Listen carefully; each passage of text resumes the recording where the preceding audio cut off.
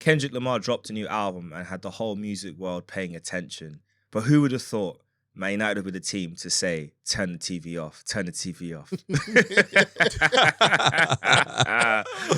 Oh, what a shame. We're back for another episode of One Kick for Glory. It's me, Craig, and Matthew here tonight. Yes. And we're going to talk about a lot. We've got 2 game weeks to cover, lots of action, lots of football, some good results, some bad results. And like I said, at Old Trafford, they are definitely turning the TV off. They're also turning it off at Tottenham Hotspur. What an absolute travesty, a disgrace.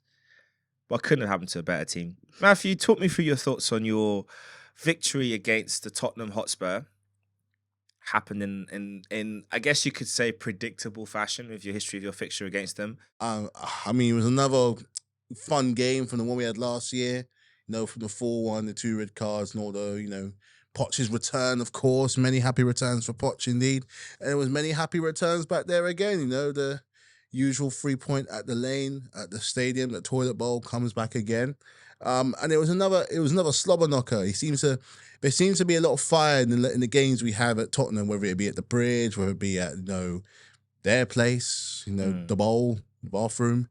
It seems to be something going about it, but coming in on a good form that we had, and just from the minute go, and Cucurella gives us a bit of entertainment just because he feels like he wants to get him into entertainment. Like, those boots were definitely they weren't from nowhere good. They were from Sports Direct. Do you think it was the boots' fault? Or do you think it was just his bad positioning and everything?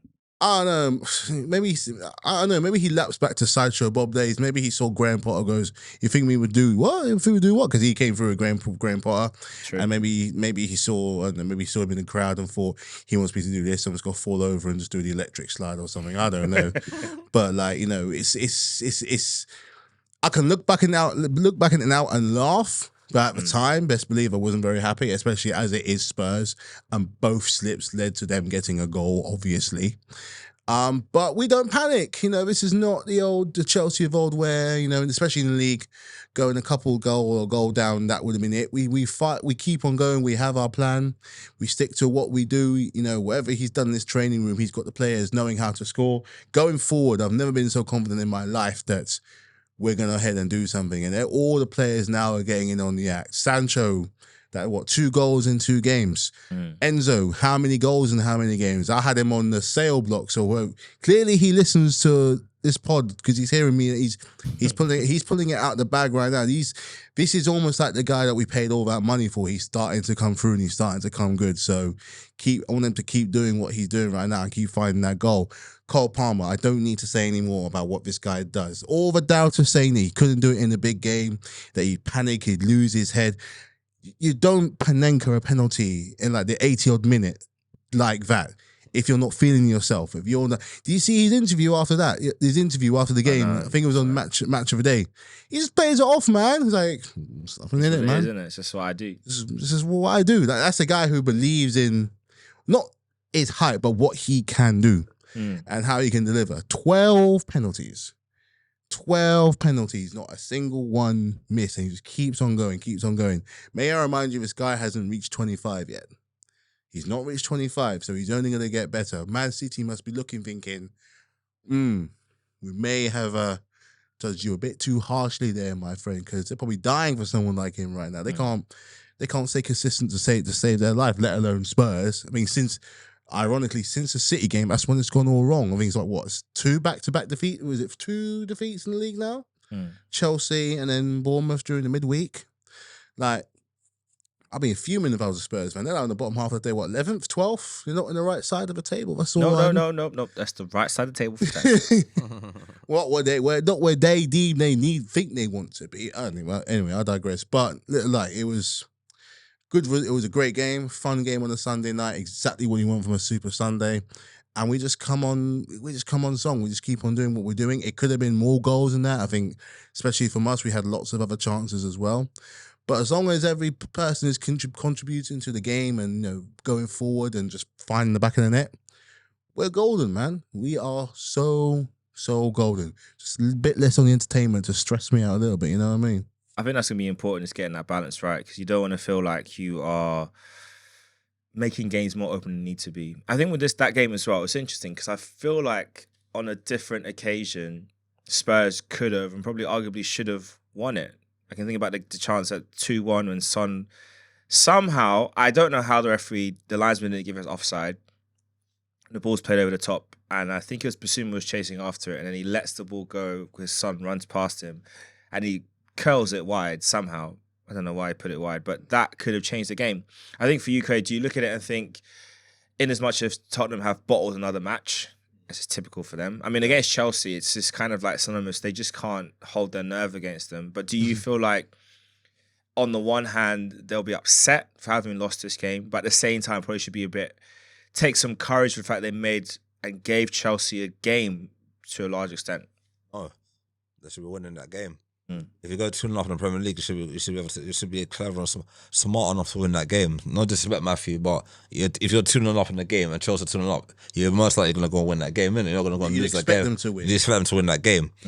One thing I learned about the Premier League, that if you go 2-0 up and you don't do the basics right, like I saw Romero do some stupid thing yesterday. He got the ball, he did a little flick.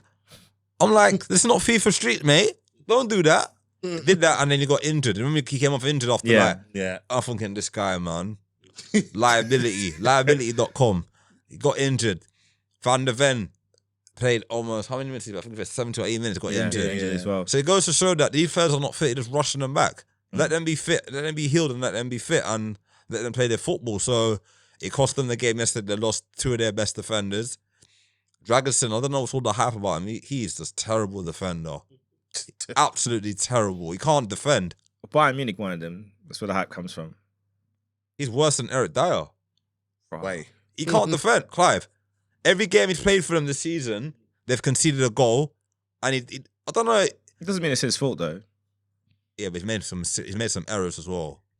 I don't know if Hamilton Doggy as well, or whatever his name is, the left back. He's not the same player he was last season. Yeah. Who was? Pedro Porro. That guy can't defend. Good going forward, can't defend. So if you've got defenders in the team who can't defend, what's the point of having a defense if you can't defend? Were you surprised that Maddison was on the bench to start off with? I thought Madison should have started that game. I'm surprised. But I think Tottenham's best player this season has to be Kulusevski. He's been their best player this season. I think he's been their best player this season so far. I think he's got a shot of like being their best player. I think he's just, every game he's impacting. He scored a good goal yesterday. He gets assists, he gets goals, he drives the team forward. One player that's really like disappointed me this season, I thought that he will step up again. He'll step up this season. Is Son. Ever since Harry Kane has left Tottenham, he's supposed to be the main man now, take over the reins, be the captain, be the leader. He has not been leading by example this last season. Last season he was better. This year he's not. Goals wise, no. I would say no, because I thought that last season, like when Kane was there, he was getting more goals, he was more involved. I think at the start of last season he did well. Yeah. Don't get me wrong, but then he kind of fell off. Like the rest of the players, like Maddison had a good start and he fell off as well. And I feel like this season he's not the same player he was. I don't know if he's angling, maybe he's looking at this. I think he's out of contract in the season as well. Maybe he's looking at it thinking, I've been at Tottenham for over 10 years now, hasn't he? I think it's been a long time. Yeah, a long time. Maybe he's looking, thinking, you know what, maybe it's time for me to move on. Maybe I want to move in the summer. So maybe I'm looking at my options, but you need to start. You're the captain of Tottenham Hotspur Football Club. You need to lead by example, and he's not leading by example as a leader. Or maybe he looks and thinks, I need to actually win some stuff in my career, so maybe I need to look out and go somewhere else. Where I can win. Where I can. I agree. I think he does. I think maybe he's looking at now. He's been at Tottenham a long time. Hasn't won anything. He's watched Harry Kane go to Bayern Munich. He hasn't won anything either. So he has to really, if he's trying to put himself in the short window to get a move, he has to start improving his performances. I think Brennan Johnson's done well this season for Tottenham. I think he's done very well. Goals wise, he's done well. I thought that I know Vicario is injured at the moment, so Fred Foster's gonna have a lot of games to play, and less said about him the better. That guy is so frustrating. He'll turn to prime Buffon one week, and then he'll be at Bartes at his worst the next. Unbelievable. I feel like they got some good young players in their squad. They got the Archie Gray. He done very well. I watched him at Leeds last season. I thought it was a very good player for them. Yeah. They got that Bergwijn guy, the Swede. I think he's Swedish or something, or centre mid. I think they bought the winger from Burnley. the French. I think he's French. The winger from Burnley. They was at Burnley last season. He's injured at the moment. I can't remember his name. I can't remember his name either. But it's a winger. It's a winger who plays for them. He's injured at the moment. He's got pace. He's very quick. So they bought for the future, but it's all about them now. And I think right now they need to start winning matches. They want to challenge for trophies or win trophies, as they say. Oh, Odebear, yeah. They want to win trophies. So I feel that at the moment they're not cooking. And I said this before. I said this about Ten Hag. Like I said, Ten Hag's gonna get sacked eventually. I think with Tottenham, if they continue losing matches, the manager will definitely go. Well, let's be honest. Where do they go from here? Because they've tried the big name, failed. They've tried again. Pochettino was their best manager, 100%. but ultimately he couldn't get them over the line in the way they wanted. Yeah, Mourinho was a smart idea in theory. Yeah, high profile manager, but then you got to give him what he needs to win. They didn't do that. That failed. Yeah, they went for Ange again, a promising. He's not a young manager, but a manager with good experience, winning pedigree, a good CV on paper. Yeah, but it's just something happens. It's like, I know they say what to dare is to do is their motto, right? Yeah. I feel like it should be to dare is to die, because like things just go to die at Tottenham. Like, I don't see them as a club that they got a great technical, great stadium in terms of the facilities it has, and the training how ground, it looks. and the training ground is very good as well. Not how it looks. It looks like a toilet bowl from the sky. But like, what have they got to show for it? Nothing. NFL is the best thing that happens at Tottenham Hotspur Stadium. And concerts as well. That's it. But I think the issue is as well, like, I think it's the owners. The owners need to, like, Daniel Levy is a very difficult person to deal with. He's not going anywhere. When it comes to, he's very difficult person, owner to deal with. And I feel that when he had the chance for Mourinho to win a trophy, he sacked him. So you can't cut your nose to spite your face, isn't it? He's done that. And he brought in Postecoglou. He's going to try to win trophy at Tottenham. He backed him with money. So Harry Kane backed him with money to buy players.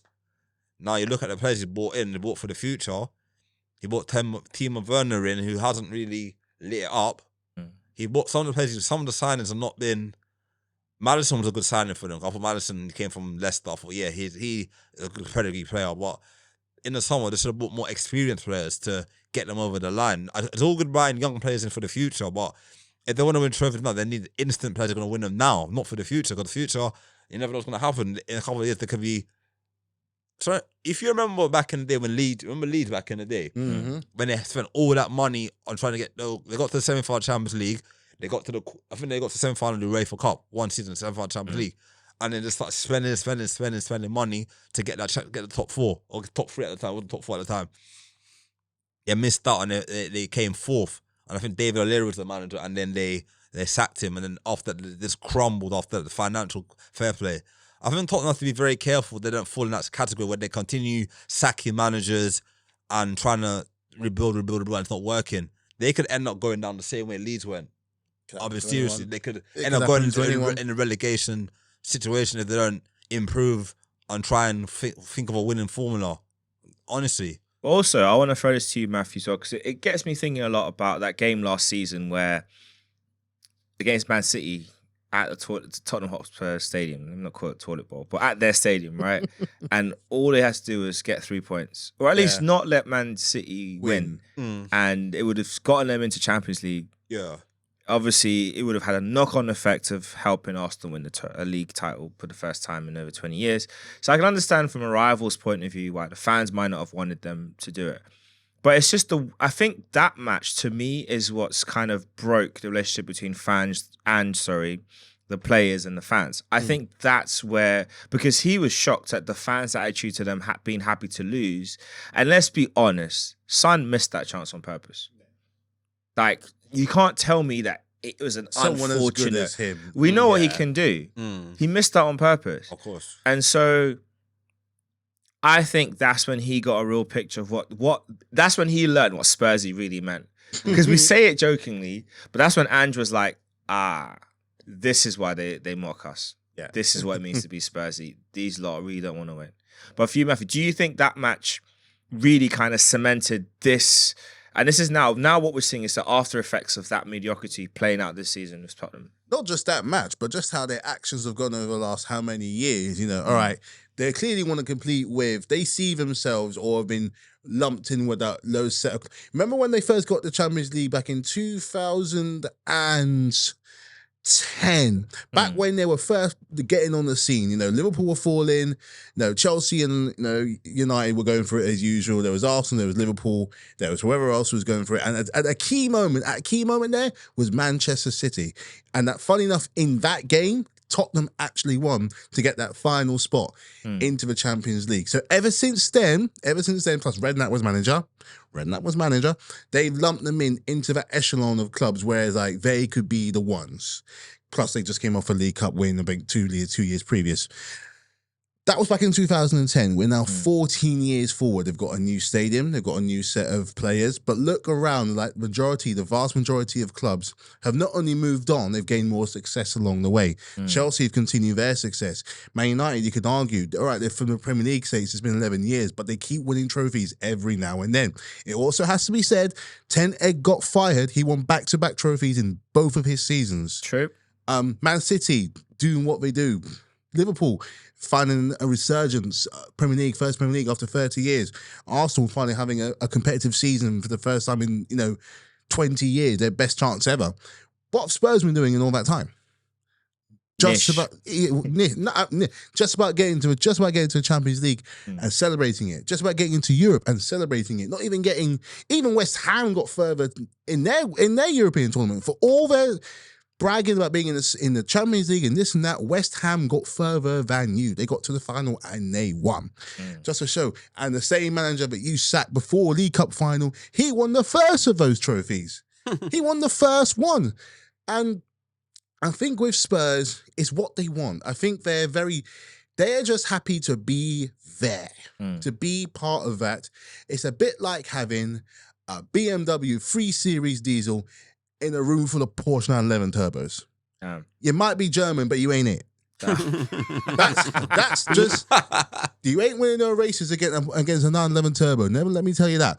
That's the thing, is this, what do they want? Like you said, their stadium is best known for being the American football ground. And they're there how many times a year? Yes, it's a nice stadium, but what's it for? What's it for? Are you trying to improve what's on the ground and in your trophy cabinet? Is that what you're going for? Are you trying to improve the football? Or are you trying to appeal to a whole bunch of people who only go to your stadium once every few times a year? What do you want? Do you actually... Remember how you were with Kroenke and he went for that thing with the LA Rams? Is this a similar thing? If not the football, what do you want? And that's all well and good, but you can't then keep on being like wanting to be in that top echelon of clubs when you're cheering losing in a game which will give you Champions League football. Like, at home. At the deal end of the season. The business ends. Which will give you that little bit extra cash to spend on players to have you, because they're in the Europa League right now. Yep. Or they're in the Europa League. So the way I'm looking at that as, right, this is something that we can go for, because it should be something that they could be going for. Premier League might not work out, but they win that, boom, Champions League. Just like that. And they've got to be one of the squads, one of the teams that should be going ahead and doing it. Yeah, I agree. So yes, it goes back to that ultimate question of maybe not so much of what you want, but where do you see yourselves? Where do you see yourselves in this question? Answer me that. Please. It's a big question. I don't think they can answer. And it kind of reflects where they are and how things are going for them. But such is life. It's a shame. I guess on Chelsea again, you did, like you say, you got back-to-back wins in the league. And I think the question that is going to come up now is your credentials for the title race, because you are the closest challengers to Liverpool, who have got a game in hand thanks to the weather helping them out. I think it's, like I said, it's been a great weekend for them. You had a very strong win against Southampton, beating them 5-1 in midweek before, a close win on paper against Spurs. But did you, at 2-0 down, did you ever feel worried about the game?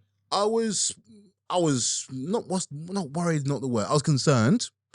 in the way that we gifted them the goals, because that's the things that those are still the kind of things we're going to unwind. And the players and the goalkeeper as well. Jamie Carragher said, like, one of the reasons we're going to hold us back is stuff like that. Those individual mistakes will cost us. But considering how well we are going forward, I'm like, we will get a chance. And whatever happens, we will score. We are going to score. And lo and behold, we did. And it's not just that. You saw that in the Southampton game. It's 7 changes from the game before against Aston Villa, which again we won. The players are still finding the back of the net. So they're all buying in. We're getting something where they're all buying into the system that Enzo Maresca is doing. And clearly he doesn't mind putting his foot down about what he wants. Because he made the change from Southampton to Spurs, and the result was the same. All right, we made a bit of a meal in it along the way, but we still won. So I'm not going to go ahead and say that we are the perfect team. I'm also not going to deny that we are in the title picture. The table doesn't lie. Table doesn't lie. But it's going forward, I have no qualms. My thing is this tweaking out or finding out those little errors that could cost. Because let's say if Cucurella's against a slightly stronger team, we may not come back and win. But we will try. There's not been a Premier League game we've gone into where I've thought we were terrible. We may have been a bit under par. Right, there's the first game in the league for size against Man City. We may have been just feeling out what we were. But even the defeat against Liverpool, we were firmly in that game. We pushed them. We really did push them. And Grant, bar from a bit of lapse and concentration on defence, that's one of the only reasons I think we didn't walk away with at least a point.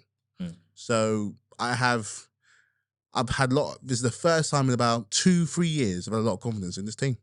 Well, I guess it's an important thing as well to have that belief when the team's going. And like I said, there's back-to-back wins that they count for a lot, and they're going to definitely put you in a good position, and we'll see. But Craig, do you think that?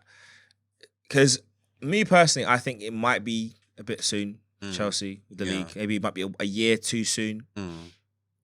That being said, they're second. Their closest challengers to Liverpool. Do you think they are it's a season they're challenging, or like what's your view on it?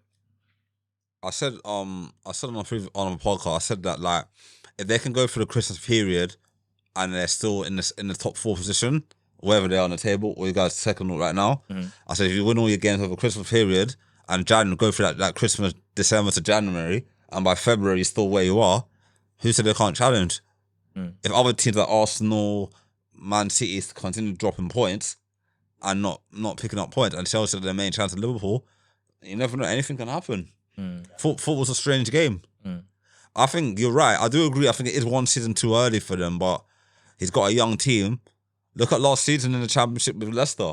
They were up and down. Maresca at Leicester last season, they were up and down. True. But then towards the end, Leeds messed up so badly, they won the league, but they just ran away with it in the end. Capitalised. So I think Chelsea have got a good team. They've got 2 big squads, and they got Europa Conference League. They're out of the league. They lost to Newcastle, but that's it, really and truly. But they haven't really got much to play for. Like a lot of games compared to other teams. So they can, if they have certain games, they can rotate a Sancho, they can rotate a Madueke, they can rotate a Palmer, they can rotate a Nicholas Jackson. They can bring in. Their bench is so strong, and it's the reserves. They got players like João Felix. They got players like Pedro Neto. You got the only worry I have about your guys is your defense. I think defense is where you're very weak. Centre backs, I would say, not very obviously. Kai said I had to play right back yesterday, so in that position they're not very strong in that position because Reece James can't stay fit for love no money at the moment.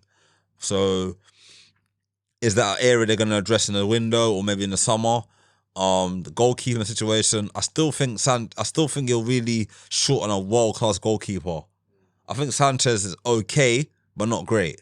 I feel he has his moments where he'll make world class saves, and then he'll make a bozo moment like against us last season, that game, the 2-2 draw, like against Bournemouth when he gave away a penalty. I think he's still got that lapse in concentration with him. He's not focused enough in matches where he can stay consistent. And I think if you want to get top 4, win the league, you have to be consistent. And I feel like if he makes errors in crucial games, like if you play a Man United at home, play like a Liverpool at home, or maybe a Arsenal away, and you make a crucial mistake, that could cost you the league or cost you top 4.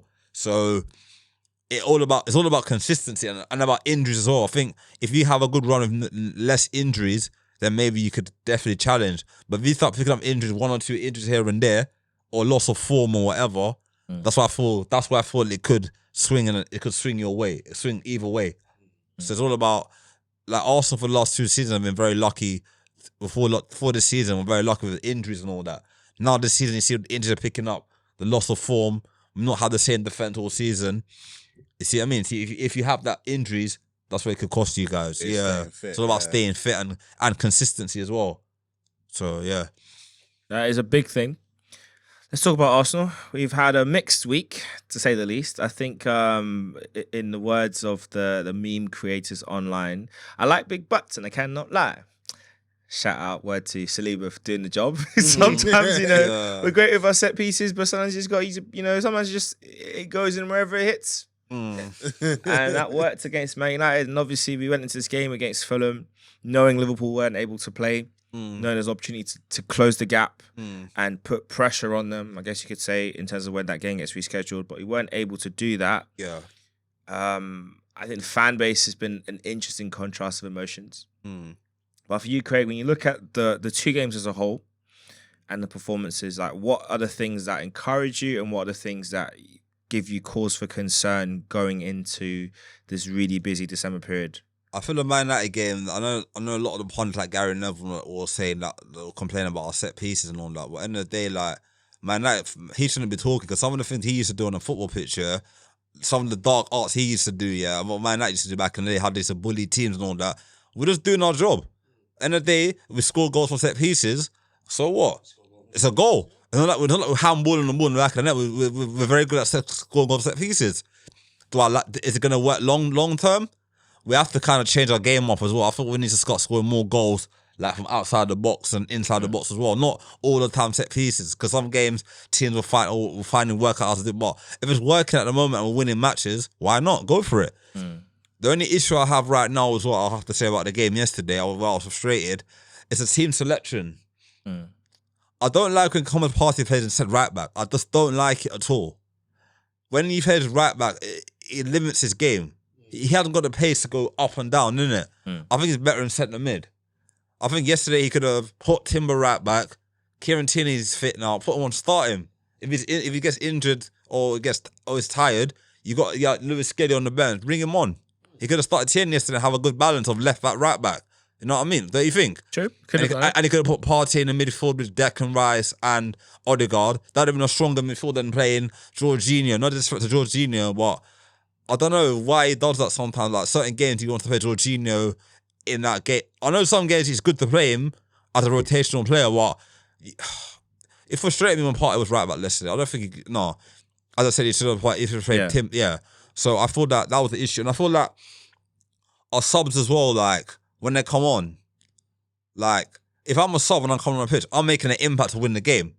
Martinelli came off the bench and he cost us the game, because if he stayed on onside, we scored that goal, we win the game. It's a great cross he puts in, though. Great cross, but it was offside. So he saw the line. Just stay onside. You can see the line. You're not blind. You can see that they're gonna just hold your run. And but I mean, even with that goal, like, Timber could have passed the ball quicker as well. So it's like a catalogue of things that happened. Timber could have passed the ball quicker. He delayed it. The defender pulls up or moves up late, catches. It's a great. You can look at it in one of 3 ways. The pass from Timber's delayed, which messes up the move. It's a brilliant defensive move from Fulham, because the defender moves up just before the pass is played to put him offside. But then Martinelli, he's putting a great cross. But at the same time, like you said, I dislike when wide players are offside when they can see across the line. It's one of the issues I used to have a lot with Walcott when he was at Arsenal, a lot with Javinho when he was at Arsenal. I had a lot with Nicholas Jackson last season. When you can see, especially when you're running, because Jackson would kind of drift in between the right back and the right centre back. That little gap. Time, when you go in that space and you're looking across the line, you shouldn't be getting caught offside. Definitely. Because you can see the defence. And in fact, when you know you're quick, Martinelli is fast, Jackson's fast, Walcott was super fast. You shouldn't be getting caught offside when you can see the line. Definitely. And you know you've got enough pace to get to the ball. As long as the pass through is good, you should get there. Now, obviously, it's unfortunate it was offside. And I think there's a bigger question about Martinelli. I'll throw it to you, Matthew, because you've gone through the period of having an exceptional wide player / number 10 in Eden Hazard, a player that can make anything happen from nothing. Yeah. You've gone from that. You've had your own inconsistent wide players, one of which we actually played for all three clubs, which is Willian, who, burnt hot and cold at Chelsea. And then now you've got you've got a new generation of wide players where obviously Pedro back then was really great. Now you've got a new generation of wide players in Madueke who's good and improving all the time. Cole Palmer, who's more of a number 10, but is brilliant even wherever he plays. And then you've got the Mudryk, who I think is a lot like Martinelli in that they burn hot and cold too much. And what you want as a manager is especially with what the team's trying to achieve. Like what Arsenal want to achieve is win the league. You need a player to put up the numbers and perform and do more than what they're doing. With Chelsea, you guys are kind of stepping into that realm. So I don't know this season. We'll see how it pans out. If you finish top 4, I think it's a great season. Next year, you look to challenge. At the same time, with Man City weak, Liverpool maybe vulnerable. I don't know. We'll see. There's an opportunity here. So she's the opportunity. So maybe you might look at the end of the season, depending on how things pan out next month, and feel like if you don't get it over the line, actually, maybe we should have done. That being said, do you think Martinelli has plateaued in his development, and would you want to see more from him as a wide player? He had that really good season 2 years ago. Yeah. And he was absolutely electric. Like, he really can be. I mean, everything he hit kind of like just turned to gold. I think that was when you had that all black kit, when you still had likes of Xhaka. When no one expected you to do what you did, you came out the blocks, you were firing, you were top of the league, and a lot of that was actually down, not all of it, but a chunk of it needs to be recognised as it was him. And, he's clearly had a lot of talent from when we first got on the scene, 6 years ago now? I think that, and in a way, the Mudryk comparison is a good one because they clearly got bags of talent. They're clearly very good at what they do. But at the same time, how many chances are you willing to give before it's like, I don't know what more I can do. I don't think it's me as the trainer or as the coach that's the problem here. I think it's something you need to figure out for yourself to kind of get with the program what we're getting here. Like, this is the first time in a long time we're close to a Premier League, and you're going to be a part of that. I want you to be a part of that. You are a part of that. He had the injury last season, didn't he? Yeah. It could be that he's still niggling on from the injury. You see how a lot of players, when they come back from injury, it takes them a while to kind of truly find that mojo all over again. And he's clearly a player that thrives on a lot of confidence. I think he scored a goal against Southampton this season, and you saw that it meant a lot to him. Every time he scores, it means a lot because it's almost as if he doesn't expect it, himself and how he's doing it. But it might be. But you're in a different situation because he's one of the main guys. Whereas with Mudryk right now, it's been a case where, fine, you're not doing it. One or two things are going to happen. Number one, we'll find people that will, but you're still going to play, but you need to thrive in that area that you're in to find that level that you're in. It's different for him because you don't have many people competing with him. That's the bigger issue. You don't have people, and this is in certain areas in certain positions in your club, that's your big issue. Is that you got your main player, but you got no one in there necessarily to deputise. So if you're like you said, with City City weakened, and with Liverpool not indestructible, they're catchable. They just do what they do annoyingly and get over the line. There's never been. The powers are there's clearly a shift in power in the league. There's never been a better opportunity right now to try and capitalise on that. You've got January coming up. We've all got January coming up. I'm not saying you should go ahead and buy a whole squad because for us it took 2 years to change. But you're in a good position where you've got players you can bargain with, players that you're looking at to be like, you can do a good spot here, even if it's just like not a 6-month thing, but a buying in long term. Because clearly, maybe that's what he needs. Maybe he needs maybe he needs that competition to realise that, okay, this is what I want you to be aiming at. This is what you're going against, and this is going to be making a difference. Because maybe that's what he needs. Maybe he needs to sit there and be like, it's a bit of tough love, but the position where, like I said, the position that you're in, you're so competitive for the title. It might just be a thing. But you need it. It's working with Mudryk. Yeah. Because when he's playing in the Europa Conference League, he's finding himself and he's loving life. All right, he's making like at the end of the day, it's not the Champions League, it's not even the Europa League, but he's still getting the minutes to perform. But he's getting the minutes, he's getting the goals, he's making it work, and I think he almost looks like he's enjoying his football again. Yeah. I think maybe that's what he is. I think maybe Martinelli just needs to enjoy his football again. So you need to get someone that's going to compete with him. Yeah, there's a lot of good players, left winger players in the Premier League or like abroad, like who could come in and challenge him, maybe even replace him in the team. They got Nico Williams at Atletico Bilbao. He's a good winger. You've got like a lot of Premier League wingers who could do a job on that left wing. Like, because we could take a look at him and think, he could do a job for us as well. I don't know how much they will cost because they know how whenever Arsenal's linked with a player, another club will come in for him and they'll outblow us in the window. So we need to talk that. There's one player that I would love the Arsenal to get. I think he would be perfect for the left wing. It's Rafael Leao at AC Milan. He would be the elite one that could come in and show Martinelli how it's done. Maybe especially in Champions League. But it depends how we use him, and that's my other point alongside this as well. Is I feel like Martinelli he's very predictable to play against nowadays. One of the things that I find very interesting with both him and Saka is that you can tell. One of the things that Arteta has taken from Pep is the high and wide wingers, how to utilize them, which is what Pep did a lot in his first kind of phase at Man City. And obviously nowadays he's kind of mixes it where the right winger comes in a lot more. I think both wingers come in more essentially to combine. They don't stay wide. Yeah. So you see with Saka on the right, he has more license, or at least he plays with more license and freedom to come short, to go long, to go wide, to come inside. Martinelli always goes wide. In fact, whenever Arsenal on a break, you always see him high and wide. And it frustrates me because there's times when, especially the game against Man United, when he had a 1v1, it was against Maguire. And you're just thinking, just cook him. Look at Maguire. Look at him. Run at him. Cook him. And he just slowed it down, ran. I think he won a throw or something in the end. But it was like, you could have really run at that guy and then like fake to go outside and drive inside and the pitch would have opened up for a shot. So for me, I just wonder if a lot of it is the instruction that he's been given, which is to play wide, dribble, keep the ball, make things from a wider area, if that has become too much in his head and he's not thinking instinctively. Because one of the things that we liked about Martinelli is that he reminded us of Alexis, that kind of not rash, but unpredictable creativity. Of course. You're not quite sure what he's going to do, but he's quite explosive in when he's trying stuff. Whereas now, he's boring. And then on the other side, you've got Trossard, who's a lot more creative, but most of the time doesn't do enough. He's not fast enough. It's very ineffective. So we've got two players that are misfits a lot right now, which is not good. Then on the flip side, you look at someone like Sterling, who you would think at some point he's got to get in and put one of these guys on the bench, and he's not. So we have got a problem in our squad because Martinelli is out of form. Trossard probably should get let go in January or moved on and upgraded on. I think he's done well. He's done his job for us.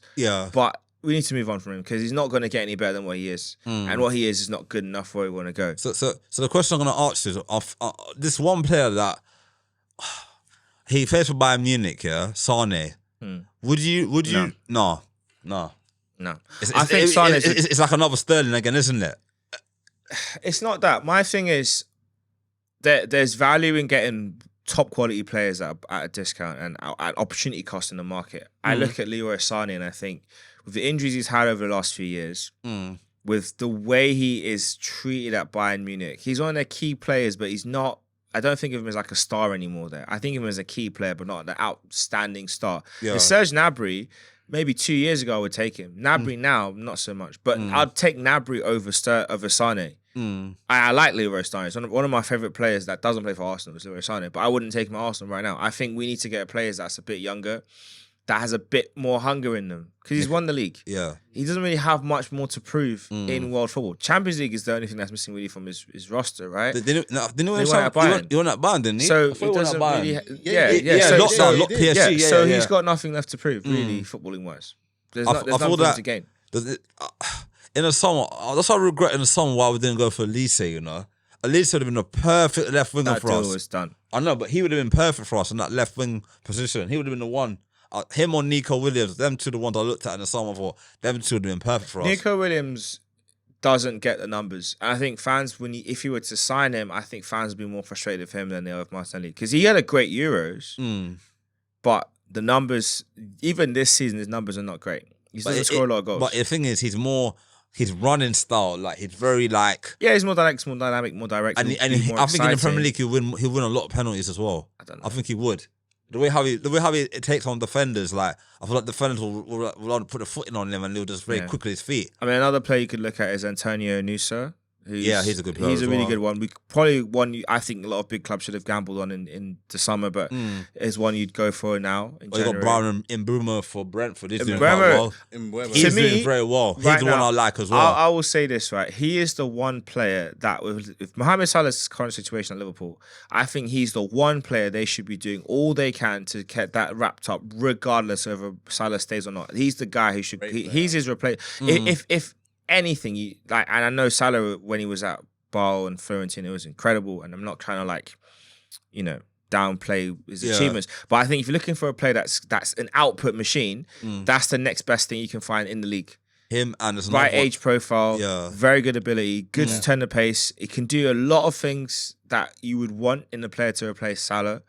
He's a guy I would look for, especially if they can't get him to stay. That's the one issue. Brian Mbeumo's a good sign. He's done well. He's stepped up since Ivan Toney's left on Brentford. He's stepped up a lot. They've scored way more. They've scored more goals since Tony left. I know. True. That is true. And just a statement. And who else? There's another left winger as well. There's another winger in the Premier League as well that I think that would be a good potential signing for Arsenal if we could get him. I had it in my head just a minute. Which team he played for? I'm trying to remember. Not Brighton. Is it Brighton? No, not Brighton. Yeah, I like João Pedro from Brighton as well. I think he's a striker. I mean, I think striker and a winger. Yeah, a winger and a striker. I think Arsenal have to make 3 signings in January. Yeah, a defender, because again we have an issue at the right and left back cover is not quite sufficient. A striker, because I think we have to accept, as much as we like Havertz, I personally like Gabriel Jesus a lot. I think we have to accept that it's not happening. It's not working out for him. It's not happening for Jay. I don't know. It just annoys me because it's that World Cup in Qatar, and going into that World Cup with an injury, getting injured really badly over there, and it costing you a season and a bit, and he's just not recovered from it. He's not come back with the same. He's not the same player. I just said Gabriel Jesus. No. João Pedro, you said. João Pedro or that Cunha guy from Wolves. Matthias Cunha. Oh, As a stopgap. As a stopgap, and in the summer you upgrade and get a big striker, a big boy striker. You could turn him into one. You can mold him.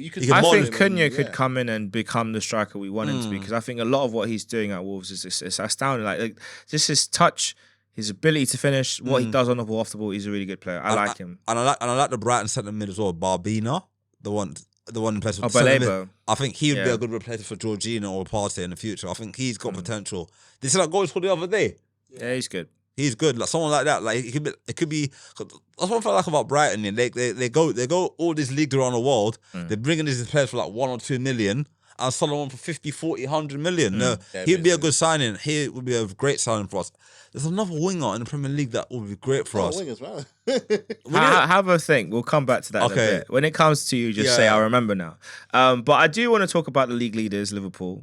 I think, and I'm going to have a chat with Mark eventually, have a proper assessment of views from Liverpool fans' perspective, because I think it's going to be important to hear just how things have been. Because, Jurgen leaving in the way he left, how it was announced, came as a shock. In fact, for them, for last season, was it 1 down? Trent said 4 more to go. How did that go, mate? How did that go? Famous last words. They got nothing else, but they've started off a new regime with a new manager. Didn't really make any signings in the summer, to be honest, outside of a handful of players. They only made 1 signing. Just 1. And the goalkeeper has been deferred for a season. They brought Chiesa. Again, so basically, no one new is in their 11 or in their squad in match days, and yet they have. It's almost like Liverpool of 3-4 years ago when they won the league in the COVID season. So it's really good to see how well they are performing and just what he's able to get from them. Because I look at them and I'm like, they're doing the thing you'd expect. They're very good at the front. Yeah. But for you, Matthew, how do you sum up and assess this Liverpool team? And ultimately, the second part of that question is, will they hold it out and get all the way? They've done nothing wrong, nothing much wrong since Slot has kind of taken over. I mean, he's clearly, there's a difference about them and not as, what's the word I'm looking for? They're not as explosive as they once were. I remember when they had, Sane, not Sane, Mane, Salah, Firmino. They were properly explosive. There's a bit more of a measure to them right now. Obviously, we didn't play on the weekend. Obviously with the weather was being the right choice. But there's something a bit more effective about in the way that they play. There's definitely a little bit of a difference. But it goes to show how good those core players they have are in the Van Dijks, in the Trents, in particular the Salahs right now. He is playing like a man possessed right now, and he's getting, obviously he's on the other side of 30 right now, but he's playing like he's re-round those years. Clearly that trim has given him a new center of gravity. Like he's still finding a way to I was with a Newcastle fan the other day, talking about the game, and every single time it's like, Salah, just stop it, man. We know you're good, man. Just stop it, because it seems to be like it's always him, where as much as he's part of a team, he is the go-to guy to get them out of jail. Yeah. Think of how many times this season he has got this team out of jail. Like, he could be playing for one or two things. He could be playing for a move to somewhere else. He could be playing to show Slot like maybe there's someone threatening. He's already lost his two cronies in Mane and Firmino. I mean, obviously got a new batch running. Got likes of Diaz, Nunez, Jota, and all that lot. But they're not him, and not the main man right there. He's the one that gets the goals, that has them firing up for the golden boots, which I think is he top scorer right now? I'll have a quick look. I think he has to be, because if he probably would have scored this weekend anyway. And I think he is, not to make them a one-man team, but keeping him fit and keeping him sweet is going to be pivotal to go to the next part of the question is, if they keep him sweet, if they keep on in form and they don't get too many injuries and they're able to manage that very, very hectic schedule coming up, because they're flying in the Champions League. They've got League Cups coming up next, without mentioning the FA Cup coming up soon. They clearly show that they're up for a fight. These players are clearly very, very fit. Could they go all the way? It's hard to say no. It's hard to say no. That being said, in a way, this December lot of fixtures will prove that.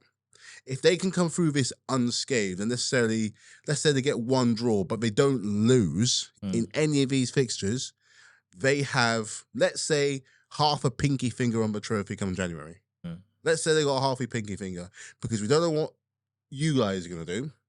We don't know what City are going to do, because they're wounded right now, and yet they're only, they're 10 points off right now, but City is City. They'll come back in some way. Let's see what we can do. Let's see what we can do. But they're not indestructible. They're not like that level of when Man City were going for like an absolute machine. There's a very small vulnerability about that team. A team like Newcastle and Forest figured that out, plucking draws out of them. And you got a draw out of them. We nearly got a draw out of them. They're not out of reach. They're hard to play against, but they're not out of reach. Yeah. And like I said, a big part of that is keeping that man Mo Salah, the Egyptian king, keeping him sweet. Because if he has a dip or he gets injured, they're going to be looking at, not to call them a one-man team, but they're going to be looking at someone else, who's going to fight that the way that he does, who's going to be more awake, who's going to be more alert. Put it this way, those goals don't happen without him being alert and awake. That's very true. They don't happen. And he is the joint top scorer with Erling Haaland on 13 goals. They got Cole Palmer behind them on 11.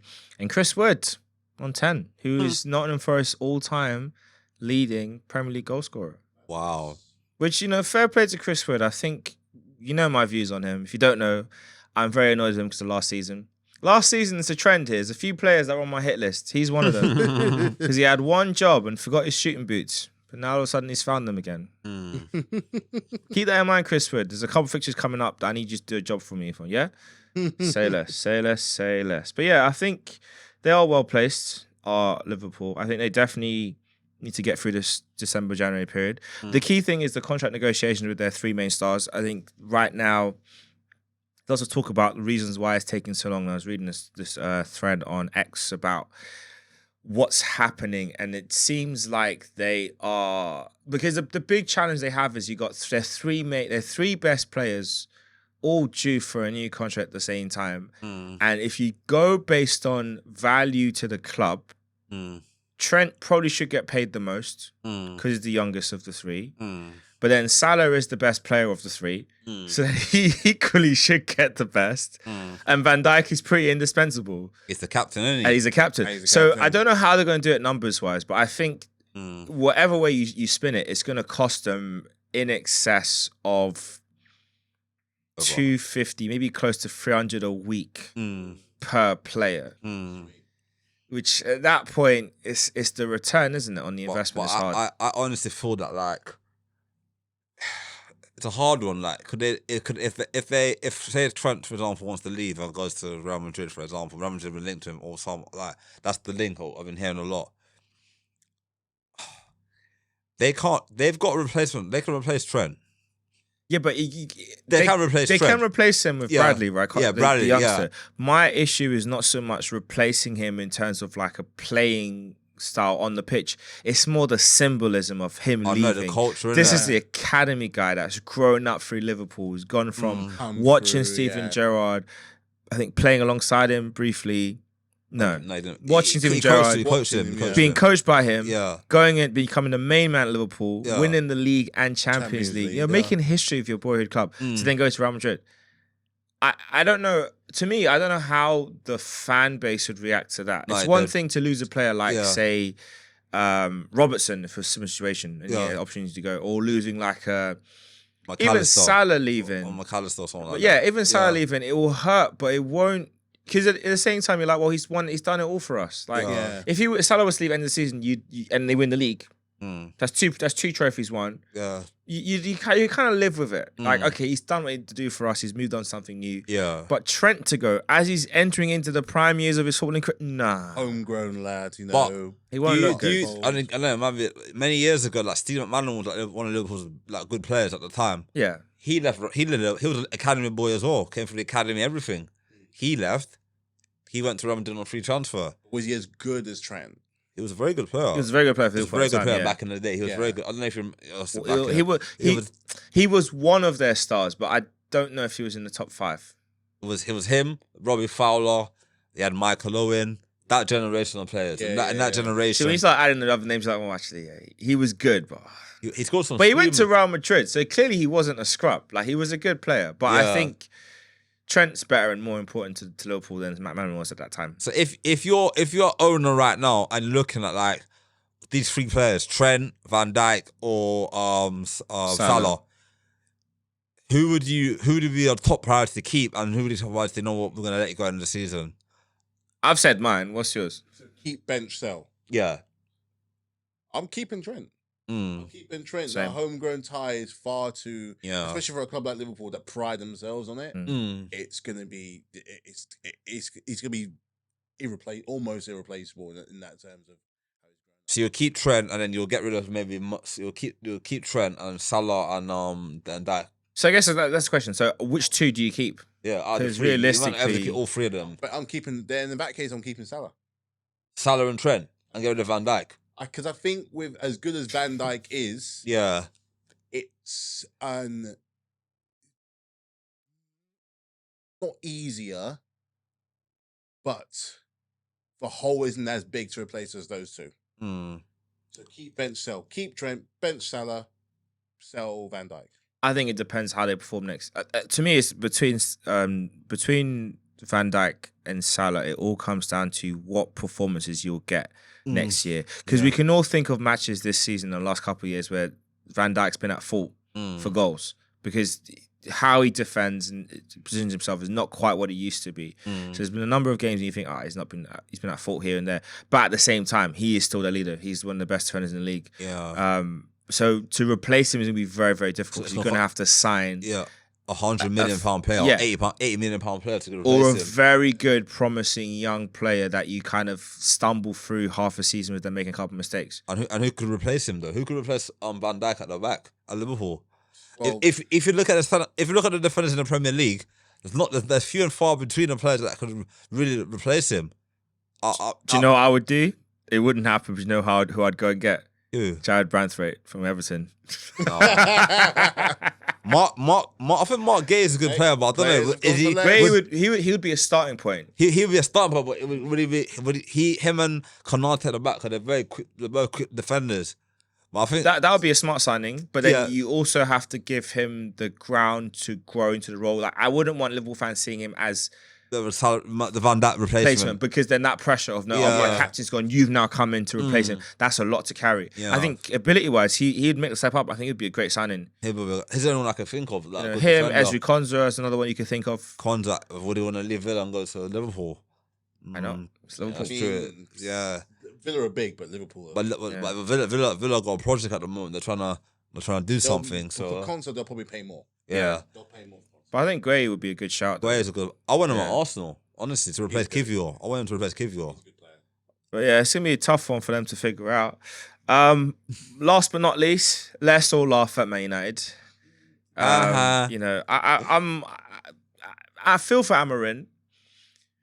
I think Ralph Rangnick could have told him how things would have gone by going to Man United, but I think he believed he could come and make a big difference. And it's going to take a bit of time. Probably more time than he really anticipated. Yeah. Because some of the goals they concede. Terrible. Schoolboy. Chris Wood's winner. A mistake. Well, but I honestly feel that, like, I'll say it, like, Man United have been, like, having in the dungeons for a long time. Since Sir Alex Ferguson retired, they've brought in so many managers. No, I'm not talking about Sir Alex. I'm saying they have this. They keep trying and failing. Yeah, it's good to see. They win trophies here and there, but they're not playing. The style of football's not good. Like the stadium's in a wreck. The academy, the whole structure just needs to be knocked down and rebuilt. Not like bulldozer and start from scratch and just they got rid of Dan Ashworth. That's a good start. Yeah. So I think players like Rashford is on big wages. I think he needs a big move. I think he needs a move. He was doing what? He's doing all right this season. Up until the Arsenal game when he gave away the corner. Better. But long term, I don't think he'll be Amorim's. I think the players that need to build a team around players like Ahmad. Yeah. I think he's the player that needs to build a team around him. He's got 8 assists this season as well. Bruno Fernandes, he's still the captain. I feel like Maguire's playing better in a back three than in a back two. I feel Lautaro Martinez is one of the most. How can I describe him as a defender? He's erratic. He's like just like Romero, erratic defender. Not a good defender, very erratic. Makes stupid challenges. Doesn't look like he knows what he's doing on the pitch. Mazawari's been a good signing for them, the right back. I like him. I think he's decent. Yeah. I think they need to upgrade at left back. I think that they can't depend on Luke Shaw anymore. His injury record is just and I feel sorry for him. I feel sorry for him, but his injury record is horrendous. I feel like they need a centre forward badly. Højlund, yes, he'll score goals, but like if Man United, they got Zertsky. He scored 2 the other day, but like he's not the answer. They can't lead that line by themselves. No, they need an elite striker that can score 20, 30 goals a season like what they had in the past. Like the Rooney's, the Van Persies, Van Nistelrooy's, Andy Cole, Sheringham, Dwight York, Solskjaer's, them type of players, strikers who score goals for fun. They don't have that, and Cantona back in there as well. They don't have that type of striker anymore. They're hard to find though. I know. They cost a lot. I know. That big money, or someone older. And the question is, does Amorim honour his word and leave Gyökeres till the summer, or do they just try and make a move for him in January? Because they need that would be a great piece. I mean, if they sign him and maybe someone on one of the wings to kind of give the additional creativity. Yeah. Might start looking at it a bit differently. And I feel that I think that Kobe Mainoo is a good player as well. I think he's a good young player, but the thing I worry about him as well, that the way how United are playing right now, they're struggling. I don't want him to stagnate as a player. I feel like at United he might stagnate and end up getting into bad habits like all the other players at United who come through, and then they don't, his progression kind of. I think one of the big issues they have a lot is when they bring through young players, the expectation on them to perform is way too high. Like That's what I mean. That's what I mean. Yeah, that's what I mean. Yeah, because it looked exciting. You thought, okay, they finally got the new Darren Fletcher with a lot more mobility. I think that's a good compliment. I was never going to compare him to the other greats, but I think that was a good comparison to have for McTominay. But then it just hasn't worked out, and look at him bossing it for Napoli. It just goes to show sometimes you need to be in the right environment to get the best out of players. So yeah, you're right. That's a concern, but it's one that we will all look at with popcorn in one hand and, somehow feel sorry for them, but also somehow not. We both have reasons to not feel sorry for Man United. Yeah. You for the Champions League, us for that 49 game. Game number 50. Yeah. Let's get it right. Game 50. As far as I'm concerned, Man United, you can continue suffering. I do not feel like I've received enough retribution for their demise until I'm not satisfied yet. I need a bit more. I need more. My own club is suffering anyway, so that just goes to show you what great success does. But anyway, Matthew, any hot takes for this week? Oh, I'm still sticking. It's a hot take I'm going to stick with for the season. No big team win the FA Cup or League Cup. Okay. Sticking with it. Do you know, if Chelsea win it, I'll be like, yeah, you still stand. Oh, man. Funny. Chelsea treble, watch. I joke. Chelsea treble, I mean, I like the idea of a smaller team winning the FA Cup or League Cup. If it can't go to my beloved, then I don't mind. But yeah, I think we'll call it a night there. Currently in the league, West Ham are playing against Wolves as of recording. The score is El Sakako, as it's been referred to online, is 2-0 to West Ham. They are leading. This might be Gary O'Neill's good night. What a shame. Kudus and Souček with the goals. Lopetegui finally getting a tune out of his team. Obviously, West Ham players are playing for Mikel Antonio, who's in hospital following a car accident he had at the weekend. And he's going to be out for at least a season. So wish him all the best in his recovery. And we'll be back next week and we'll see what our team can do. Finally, before we go, let's have some predictions for the upcoming games this weekend. There's a lot going on, a lot to play for. And I know I want to see my team do well because, it's not everyday draw. But we're going to be in London for the rest of the month. So that's good times. So first off, Arsenal versus Everton at home. 4-0 win. Arsenal all the way. Liverpool versus Fulham at the Anfield. Draw. 2-1 Liverpool. I think Liverpool win as well. I'm not expecting Fulham to be any favourites, even though they owe me. Newcastle versus Leicester, St James's Park.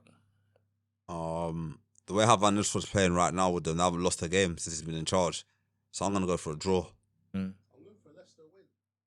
I'm going for a Vardy goal because Michael Owen's 5 shots at him. He's 8 goals away from Michael Owen's Premier League record. Wow. Of all-time goals. And Michael Owen was 5 shots at him this week. So I think Vardy will get there this season and will take it. Yeah. So I'm actually going to back Leicester to win. Wolves versus Ipswich. Wolves need to win. If they lose this tonight, they have to win. But I think Ipswich is away. Wolves are at home, yeah. Ipswich are away, yeah. Ipswich got a good striker in that guy, Delap. I think he's a good little striker, He looks decent. He's going to get a big move. Who would have thought Rory Delap's son would turn out to be a great striker? I know. It's crazy, isn't it? I know. I think I'm gonna say a draw. Draw. Ipswich are better away than at home, so I'm going for an Ipswich win. I think if this is Gary O'Neill's last game against Ipswich, I think the players will turn up for him. I think they'll win. Nottingham Forest versus Aston Villa. Ooh. I'm going Forest win. Forest win? Yeah, because the derby game as well. I'm going for a spicy draw. Both clubs have a red card. I'm going to back Forest. I don't know why. I just feel like I want to back them. Brighton versus Crystal Palace. Oh, that's a derby, isn't it? The rivalry. these games, I'm telling you something. Every time they've played each other recently, they've always been draws recently. So I'm gonna buck the trend again. I don't say this game is gonna be. I think Palace need to win because of where they are on the table. Brighton, where they are on the table, they drew yesterday against Leicester. So they want to get back to winning ways. But I thought in a derby game, anything can happen. Form goes out the window in a derby game. So I'm gonna go for a 2-2 draw. I'm going to go 2-1 Palace. They did well against Man City. So they might be buoyed by that. And then we have the Manchester derby at the Etihad. Boy, I can't even call that one. I don't know. Man City in bad form, Man United in bad form. Both need points. Etihad. If Amorim can do what he did recently against Man City, I know it's a different team. If he sets the team up right, I can see United going there and get a win, you know. I'll say this: if Man City lose that match against Man United, the race is done for them. I think so too. I'd say they're. Right now, I think they're still in it because of who they are. Yeah. If they lose that match, I think it's done. I feel like Man City are in worse form than United when it comes to like just with the players they've got in their team, like Haaland not scoring, Ederson not being dropped, De Bruyne not performing, Kyle Walker non-existent. Their centre backs are conceding too many goals. I honestly feel that if United can get at them, I think United will win that game. United just have to have a solid defence. Yeah, have a solid defence. If Onana can have a blinder, then I think United will win that game. Who are you backing? United as well. I don't like either of them. So if they could both lose, that'd be great. But I'll settle for a draw because that's close enough. Chelsea versus Brentford. It's a derby weekend, isn't it? Yeah. Springing up. Love it. I feel like, see with Brentford, at home, no one can beat them at home. Cause I work there. They're away now, though. Every time I go there, they win. They don't lose. So I feel what Brentford could do is go for a draw. That'd be perfect for all of us, or for us too. But I think Matthew would be alright with a draw. But Brentford. Ask Enzo. No. Ask Enzo, man. No, but Brentford have got Chelsea's numbers. Since they've been in the Premier League, I think they only lost to Brentford once. Brentford only lost to them once in the Premier League. But we got people's numbers, man. So I'm gonna. Yeah, but Brentford have scored early goals this season. I'm backing Brentford in this game for a draw. I think it's gonna be a draw. London derby draw. I mean, no, West London derby draw. Okay. I'm going 3-1 Chelsea. Yeah, I'm gonna go with Chelsea as well. Southampton versus Spurs. Oh my God. Worst versus the worst. Which defense who's on top? It's literally a mid-off. Yeah. Let me tell you this, if Southampton beat Tottenham on the weekend, this could be Ange's last game at Tottenham manager. Could be his last game. I don't see how Southampton can beat them. I just can't see it. But if that does happen, he'll be sacked. Okay. You heard it here first. He'll be sacked Fair if they enough. lose that game. So Tottenham have to win that game for him to stay in the job. So I think so. I think Daniel Levy will pull the trigger now. So, but then what's your prediction? You think Spurs will do it then? Will win? They have to, or he gets sacked. All right, Spurs have to win. I think so. I think they'll butt their ideas up. They'll get a win. Draw for me. And last but not least, Bournemouth versus West Ham at the Vitality Stadium on Monday.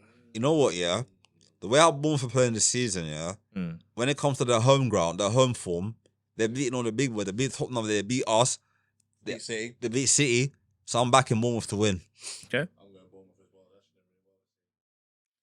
well. And yeah, they have a great manager. In fact, that's a manager that all these clubs should be looking at to poach 100%. next in our. But I said this manager, don't go to Tottenham. Don't go to Tottenham. Go any other team in the Premier League, don't go to Tottenham. Spurs. No. Like I said, it's a place where dreams go to die. So, No. and on that note, we will see you guys next time. Thanks for listening. Man United fans out there, I am really sorry for your bad fortune. Not really. It will get better, hopefully not this season. You've got a good manager, so he'll turn it around eventually, but not this year. Tottenham, same again, please. And Liverpool, a stumble every now and again is not the end of the world. You know what I'm saying? Peace. Peace. Peace.